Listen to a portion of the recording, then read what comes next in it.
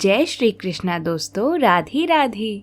आज नवरात्रि का 7वां दिन है और नवरात्रि के 7वें दिन में माता कालरात्रि जी की पूजा की जाती है।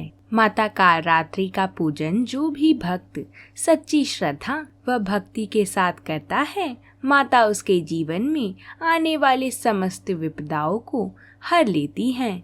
आज हम माता कालरात्रि की कथा को सुनेंगे, साथ ही माता शताक्षी की कथा को भी सुनेंगे और माता काली ने किस प्रकार चंडमुंड और रक्त बीज का वध किया, इस कथा को भी सुनकर हम सभी आज के व्रत को पूर्ण करेंगे। तो आइए हम मिलकर कथा को प्रारंभ करते हैं। अगर आप सभी को ये कथा अच्छी लगे तो कमेंट बॉक्स में जय माता दी जरूर लिखिएगा, साथ ही वीडियो को लाइक जरूर करिएगा। हम ऐसे ही आप सभी के लिए व्रतों से जुड़ी कथाएं लाते रहेंगे। जयकारा शेरा वाली दा, बोल सांचे दरबार की जय। माता काली देवी का यह स्वरूप अत्यधिक उग्र और तीव्र माना जाता है। माता कालरात्रि के पूजन से व्यक्ति के जीवन में पीड़ा देने वाली समस्त शत्रुओं का नाश हो जाता है। माता कालरात्रि के आशीर्वाद से कोई भी बाधा उनके भक्तों का अहित नहीं कर सकती है। पौराणिक कथा के अनुसार रक्त बीज जब सभी देवताओं को पराजित कर उनके राज्य को छीन लिया, तब सभी देवता दानवों की शिकायत लेकर महादेव जी के पास गए। अपने पास आए हुए सभी देवता गण से उनके आने का कारण पूछा। तब देवता ने रक्त बीज के किए गए अत्याचारों को भगवान शंकर से कह सुनाया। यह सुनकर भगवान शिव शंकर ने माता पार्वती से अनुरोध किया कि हे देवी, तुम तुरंत उस राक्षस का संहार करके देवताओं को उनके राजभोग वापस दिला दो। रक्त बीज को वरदान प्राप्त था कि उसके रक्त की हर बूंद जो भी भूमि पर गिरेगी उससे एक और रक्त बीज जन्म ले लेगा। जब माँ दुर्गा रक्त बीज का वध कर रही थी, उसी वक्त रक्त बीज के शरीर से जितना रक्त भूमि पर गिरता था, उससे वैसे ही सैकड़ों दानव उत्पन्न हो जाते थे।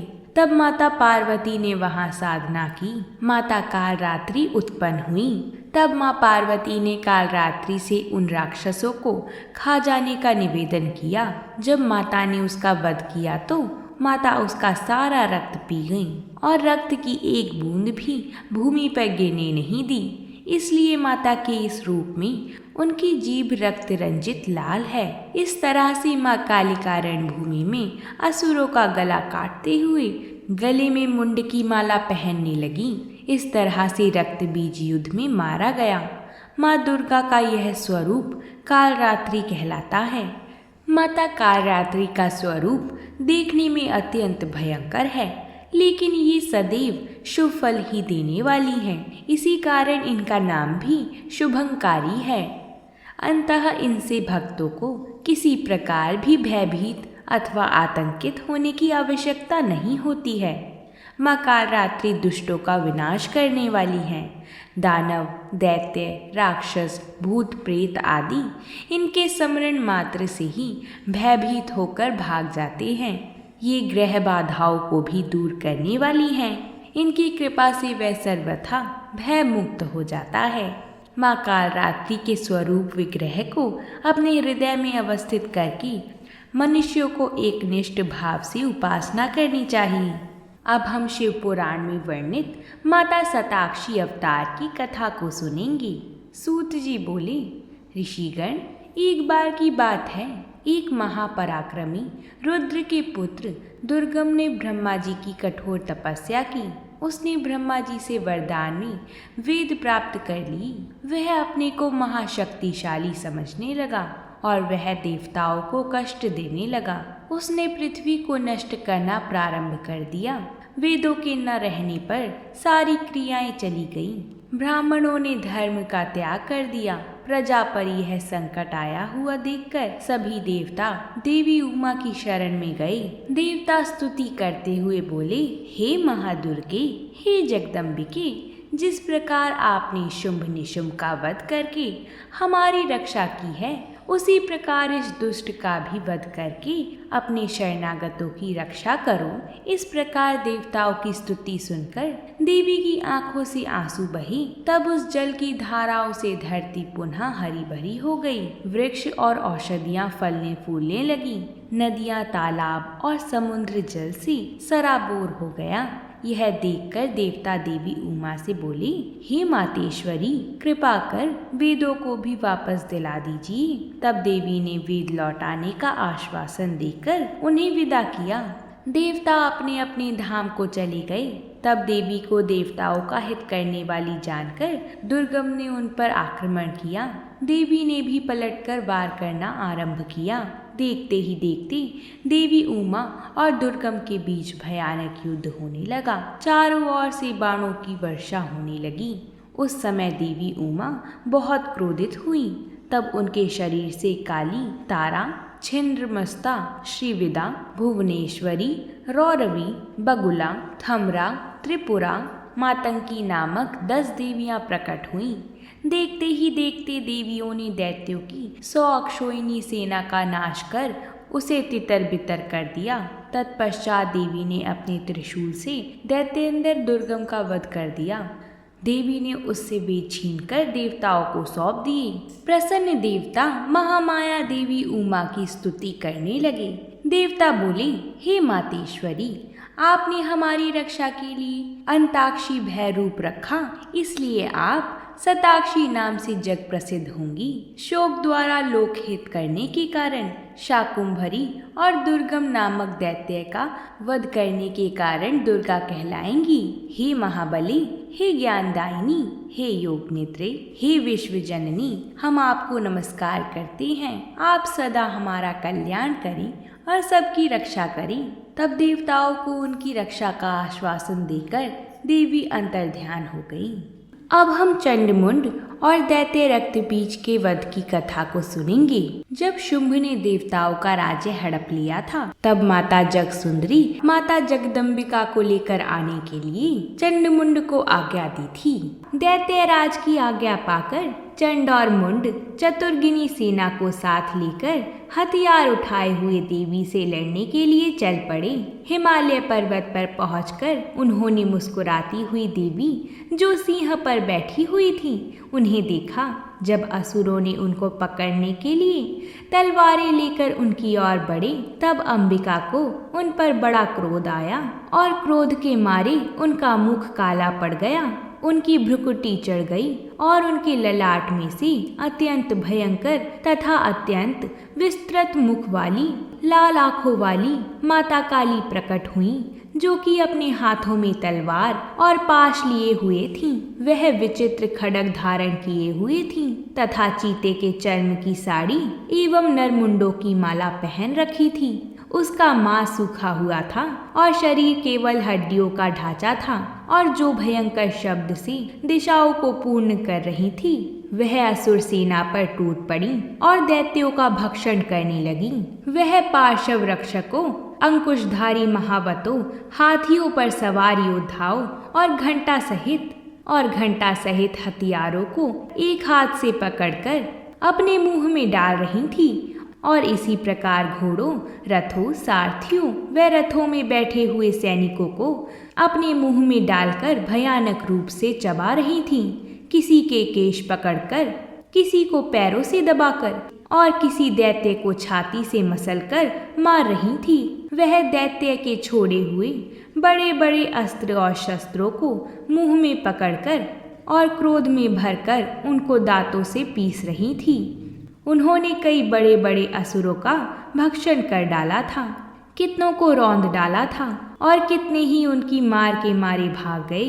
कितनों को उन्होंने तलवार से मार डाला, कितनों को अपने दांतों से समाप्त कर दिया और इस प्रकार से देवी ने क्षण भर में संपूर्ण दैत्य सेना को नष्ट कर दिया। यह देखकर महापराक्रमी माता चंडकाली देवी की ओर पलका और मुंड ने भी देवी पर अपने भयानक बाणों की वर्षा आरंभ कर दी और अपने हजारों चक्र उन पर छोड़ दिए। उस समय वह चमकते हुए बाण व चक्र देवी के मुख में प्रविष्ट हुए।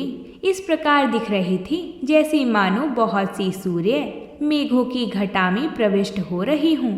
इसके पश्चात भयंकर शब्द के साथ काली माता ने अत्यंत जोश में भरकर विकट अट्टहास किया। उनका भयंकर मुख देखा नहीं जाता था। उनके मुख से श्वेत दांतों की पंक्ति चमक रही थी। फिर उन्होंने तलवार हाथ में लेकर शब्द कहकर चंड के ऊपर आक्रमण किया और उसके केश पकड़कर उसका सिर काटकर अलग कर दिया। चंड को मरा हुआ देखकर मुंड देवी की ओर लपका, परंतु देवी ने क्रोध में भरे हुए उसे भी अपनी तलवार से यमलोक पहुंचा दिया। चंड और मुंड को मरा हुआ देखकर उसकी बाकी बची हुई सेना वहां से भाग गई।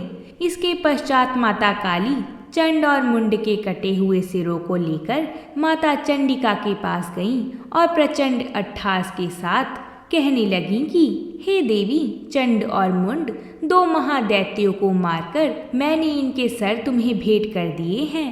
अब शुंभ और निशुंभ का तुमको स्वयं वध करना होगा। महर्षि मेधा ने कहा।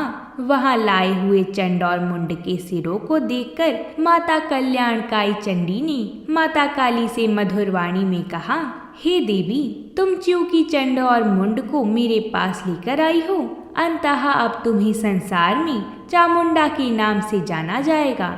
महर्षि मेधा ने कहा, चंड और मुंड नामक असुरों के मारे जाने से और बहुत सी सेना के नष्ट हो जाने से असुरों के राजा प्रतापी शुंभ ने क्रोधयुक्त होकर अपनी संपूर्ण सेना को युद्ध के लिए तैयार होने की आज्ञा दी। उसने कहा, अब उदयुद्ध नामक 86 असुर सेनापति अपनी सेनाओं के साथ युद्ध के लिए जाएं और कंबू नामक 84 सेनापति भी युद्ध के लिए जाएं और कोटि वीर्य नामक 50 सेनापति और धौम्रकुल नाम के 100 सेनापति प्रस्थान करें। कालक, दोहद, मौर्य और काल के यह दैत्य भी मेरी आज्ञा से सजकर युद्ध के लिए कुछ करें। भयानक शासन करने वाला असुरों का स्वामी शुंभ इस प्रकार आज्ञा देकर बहुत बड़ी सेना के साथ युद्ध के लिए चल दिया। उसकी सेना को अपनी ओर आता देखकर माता चंडिका ने अपनी धनुष की टंकोर से पृथ्वी और आकाश के बीच का भाग गुंजा दिया। हे राजन, इसके पश्चात देवी के सिंह ने दहाड़ना आरंभ कर दिया और अंबिका के घंटे के शब्दों ने उस ध्वनि को और भी बढ़ा दिया। धनुष की टंकार से शेर की दहाड़ और घंटे के शब्द से पृथ्वी और आकाश के बीच का भाग गूंज उठा और इसके साथ ही देवी ने अपने मुख को और भी भयानक बना लिया। ऐसे भयानक शब्द को सुनकर राक्षसी सेना ने देवी तथा सिंह को चारों ओर से घेर लिया। हे राजन, उस समय दैत्य के नाश के लिए और देवताओं के हित के लिए ब्रह्मा जी, शिव जी, कार्तिकेय जी, विष्णु जी तथा इंद्र आदि देवों की शक्तियां जो अत्यंत पराक्रम और बल से संपन्न थीं, उनके शरीर से निकलकर उसी रूप में माँ चंडिका देवी के पास गईं। जिस देवता का जैसा रूप था, जैसे आभूषण थे और जैसा वाहन था, वैसे ही रूप, आभूषण और वाहन लेकर उन देवताओं की शक्तियां दैत्यों से युद्ध करने के लिए आईं। हंस युक्त विमान में बैठकर और रुद्राक्ष की माला तथा कमंडलू धारण करके ब्रह्मा जी की शक्ति आई। वृषभ पर सवार होकर, हाथ में त्रिशूल लेकर, महानाग का कंकड़ पहनकर और चंद्र रेखा से भूषित होकर भगवान शंकर की शक्ति महेश्वरी आई और मोर पर अरुण होकर हाथ में शक्ति लिए दैत्यों से युद्ध करने के लिए कार्तिकेय जी की शक्ति उन्हीं का रूप धारण करके आई। भगवान विष्णु की शक्ति गरुड़ पर सवार होकर शंख, चक्र, श्रांग, गदा, धनुष तथा खड्ग हाथ में लिए हुए आई। श्री हरि की शक्ति वराही वराह का शरीर धारण करके आई और नरसिंह के समान शरीर धारण करके उनकी शक्ति नारसिंह भी आई। उनके गर्दन के झटकों से आकाश के तारे टूट पड़ते थे और इसी प्रकार देवराज इंद्र की शक्ति ऐन्द्री भी ऐरावत के ऊपर सवार होकर आई। इसके पश्चात इन देव शक्तियों से घिरे हुए भगवान शंकर ने माता चंडिका से कहा, मेरी प्रसन्नता के लिए तुम शीघ्र ही इन असुरों को मारो। इसके पश्चात देवी के शरीर में से अत्यंत उग्र रूप वाली और सैकड़ों गिद्धड़ियों के समान आवाज करने वाली माता चंडिका शक्ति प्रकट हुई। उस अपराजित देवी ने धूमिल जटा वाले भगवान शंकर जी से कहा, हे प्रभु, आप मेरी ओर से दूत बनकर शुंभ और निशुंभ के पास जाइए और उन अत्यंत गर्वीले दैत्यों से कहिए, और भी जो दैत्य वहां युद्ध के लिए उपस्थित हों उनसे भी कहिएगा, जो तुम्हें अपने जीवित रहने की इच्छा हो तो त्रिलोकी का राज्य इंद्र को दे दो। देवताओं को उनका यज्ञ भाग मिलना आरंभ हो जाए और तुम पाताल को लौट जाओ। किंतु यदि बल के गर्व से तुम्हारी लड़ने की इच्छा हो तो तुम आ जाओ। तुम्हारे मांस से मेरी योगिनियां तृप्त होंगी। क्योंकि उस देवी ने भगवान शंकर को दूत के कार्य में नियुक्त किया था, इसलिए वह संसार में शिवदूती के नाम से विख्यात हुई। भगवान शंकर से देवी का संदेश पाकर उन दैत्यों के क्रोध का कोई आर पार न रहा और वह जिस स्थान पर देवी विराजमान थी वहां आ पहुंची और जाने के साथ ही उन पर बाणों और शक्तियों की वर्षा करने लगी। देवी ने उनके फेंके हुए बाणों, शक्तियों, त्रिशूल और फरसों को अपने बाणों से काट डाला और माता काली देवी उन देवी के साथ आगे खड़ी होकर शत्रुओं को त्रिशूल से विदीर्ण करने लगी और खटवांग से कुचलने लगी। ब्राह्मणी जिस तरह दौड़ती थी उसी तरह अपने कमंडलू का जल छिड़क कर दैत्यों के वीर्य व बल को नष्ट कर देती थी और इसी प्रकार महेश्वरी त्रिशूल से, वैष्णवी चक्र से और अत्यंत कोप वाली कौमारी शक्ति द्वारा असुरों को मार रही थी। और ऐन्द्री के बाजू के प्रहार से सैकड़ों दैत्य रक्त की नदियां बहते हुए पृथ्वी पर सो गए। वराही ने कितने ही राक्षसों को अपने थुतुन द्वारा मृत्यु के घाट उतार दिया था।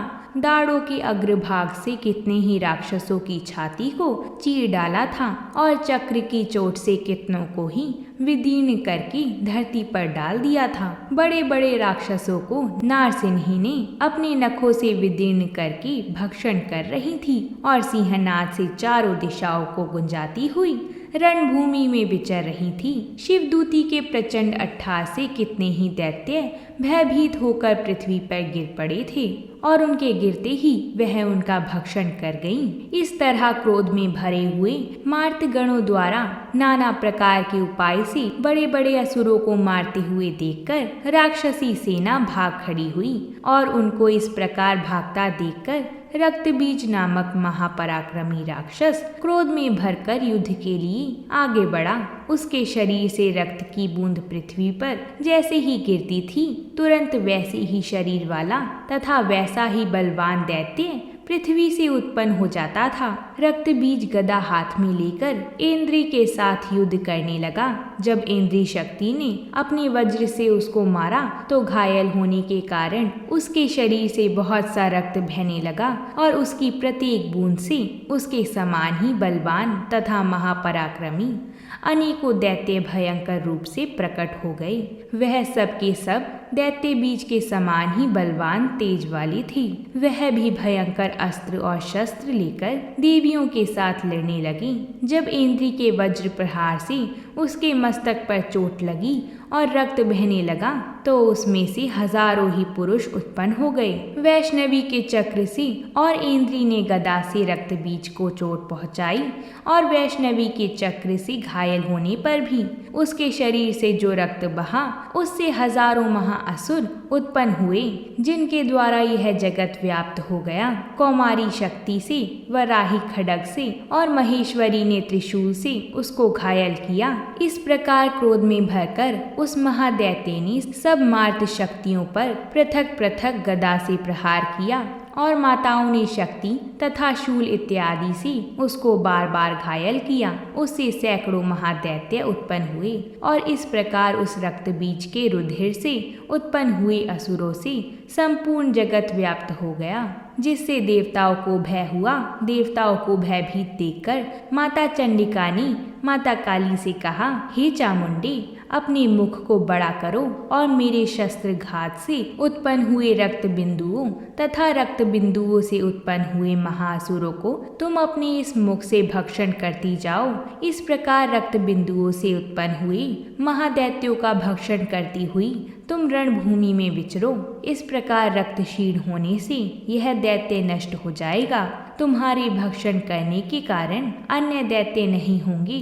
माता काली से इस प्रकार कहकर माता चंडिका देवी ने रक्त बीज पर अपने त्रिशूल से प्रहार किया और माता काली देवी ने अपने मुख में उसका रक्त ले लिया। तब उसने गदा से माता चंडिका पर प्रहार किया। प्रहार से माता चंडिका को तनिक भी कष्ट ना हुआ, किंतु रक्त बीज के शरीर से बहुत सा रक्त बहने लगा। लेकिन उसके गिरने के साथ ही माता काली ने उसको अपने मुख में ले लिया।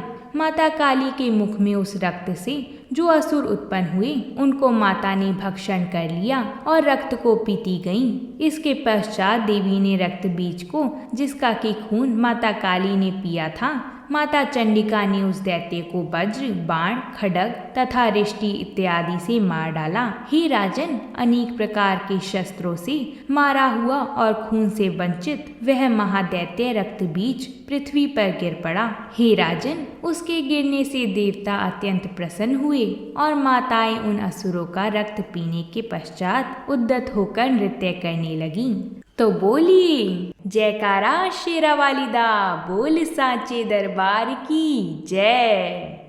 अगर आप सभी को ये कथा पसंद आई है तो वीडियो को लाइक ज़रूर करें और अपने परिवारजनों के साथ इसको शेयर भी करें। साथ ही साथ कमेंट बॉक्स में जय माता दी ज़रूर लिखें। आप सभी के ढेर सारे कमेंट देखकर हमें बहुत अच्छा लगता है कि आप सभी को हमारी कथाएं पसंद आ रही हैं।